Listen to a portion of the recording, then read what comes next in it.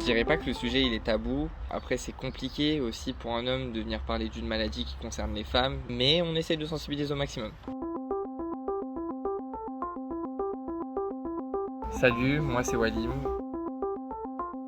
Alors ma première rencontre avec l'endométriose, ça a été il y a 3 ans par le biais d'une amie qui fut très longtemps dans l'errance médicale jusqu'au jour où on a enfin pu mettre des mots sur ces mots.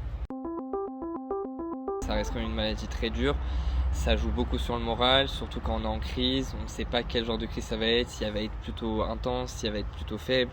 C'est super compliqué à gérer, les gens qui ne savent pas spécialement gérer aussi ce genre de situation là, c'est très compliqué à gérer émotionnellement, c'est dur. L'endométriose, en 3 mots, pour moi, je dirais changement, parce que c'est un énorme changement et un énorme tournant dans la vie d'une femme quand elle apprend qu'elle a cette maladie-là. Tout change du jour au lendemain. Il y a l'adaptation, parce que du coup, il faut adapter tout son nouveau mode de vie à cette maladie-là, ses sorties, ses crises, il faut tout savoir gérer. Et le flou, parce que c'est compliqué de se projeter avec une maladie comme celle-ci, qui permet pas spécialement d'avoir d'enfants pour certaines. C'est super compliqué, on vit un peu au jour le jour par rapport à ça aussi, je pense.